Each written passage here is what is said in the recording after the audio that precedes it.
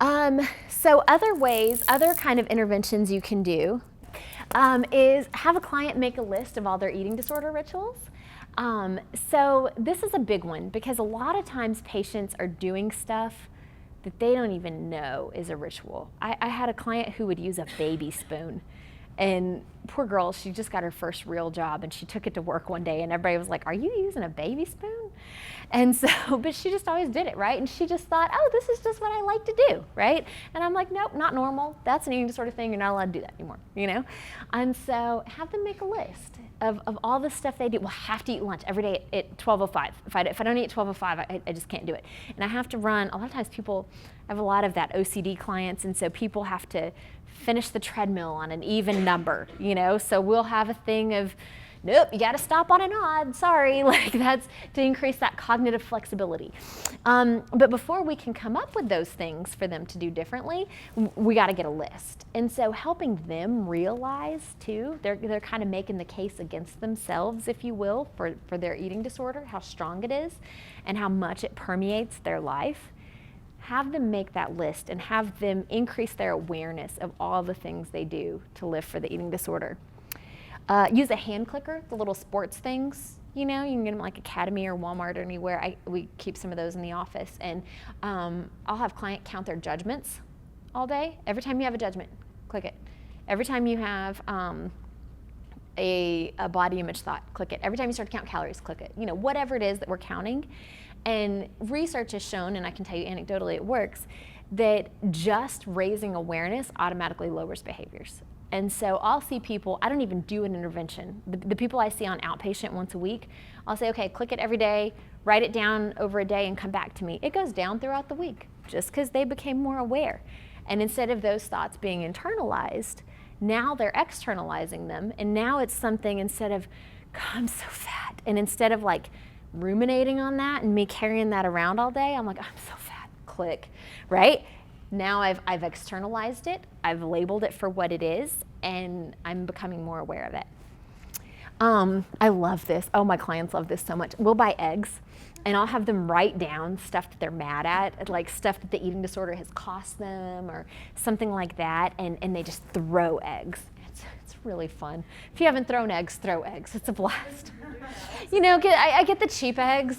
I support caged chickens with this activity. So anyways, it's helpful. Just be careful where you throw them.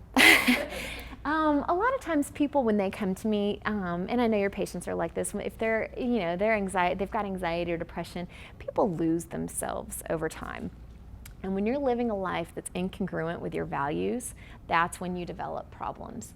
And so you can have patients do a values assessment. HappinessTrap.com, Russ Harris, if you've never been there, he has like 3 free huge patient workbooks of stuff on there. It's all public access.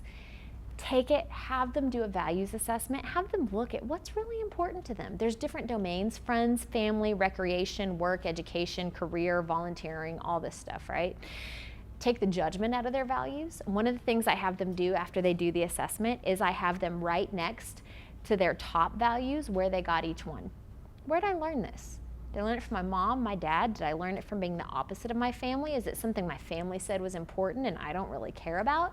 Is it something that really is important to me? So that's what we do. Hugely helpful to help them get towards that life worth living and start building positive activities and getting back in line with what really matters for them.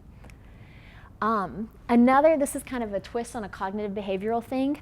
And you can do this with depression too, or anxiety, or whatever they're struggling with. Of course, you can do it with the eating disorder.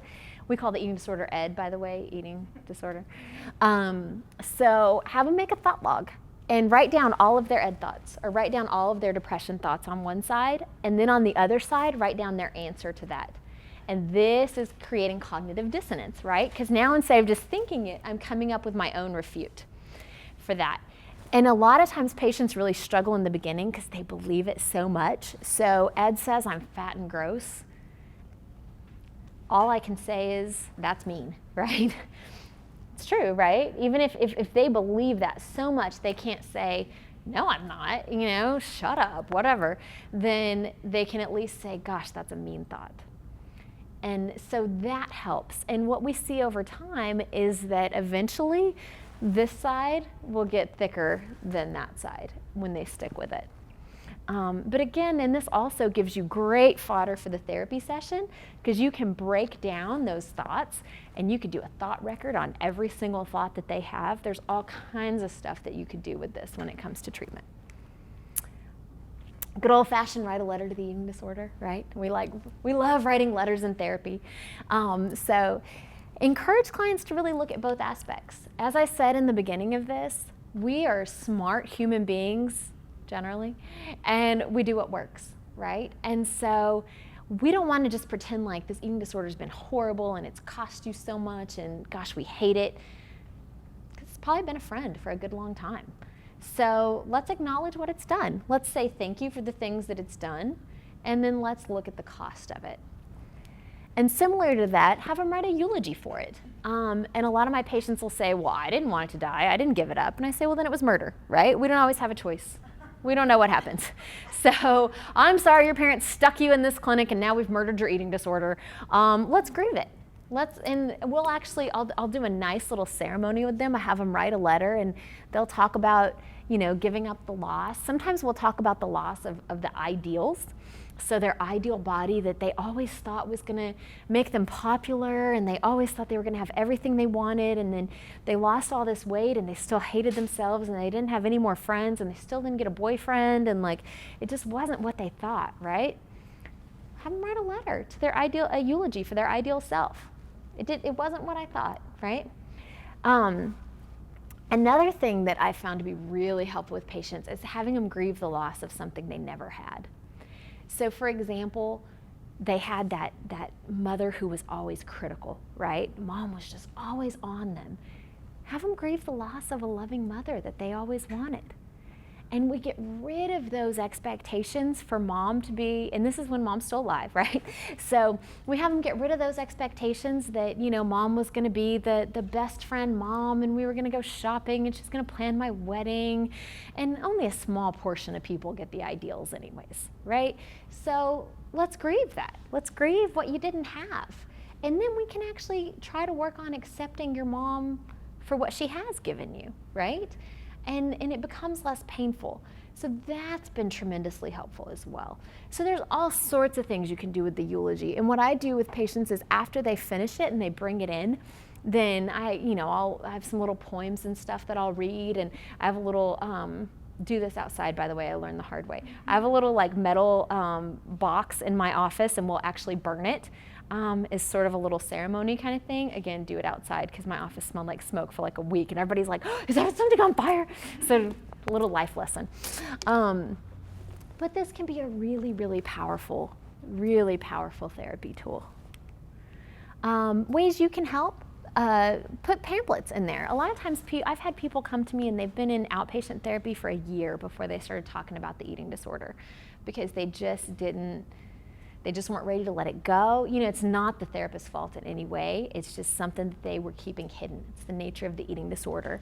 But if you have pamphlets up and things like that, then it kind of shows, hey, I'm open to this. I expect it. We're going to be talking about it.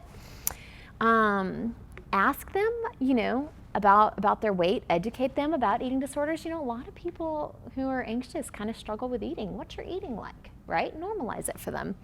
The SCOFF questions are good things that you can ask. This is a brief screener that's been highly validated in outpatient populations. So you can just ask, and you can ask your own version of this, right? The wording's kind of weird and unnatural, but do you ever make yourself sick because you feel uncomfortably full?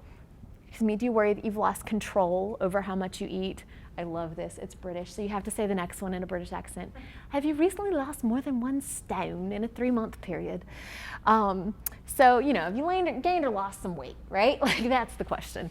And do you think you're fat even though people say you're not? And would you say that food dominates your life? So these are just some quick questions that you can ask as a little screener to figure out where people are at.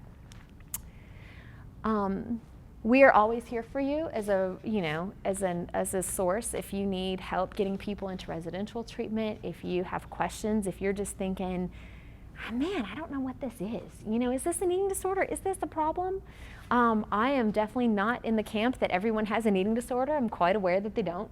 And so if you have a question, feel free to call and let's just talk it out. Let's do a little bit of consulting and figure out if it's fine or if it's not. Any questions? Okay, time. Thank you guys. Y'all have been great.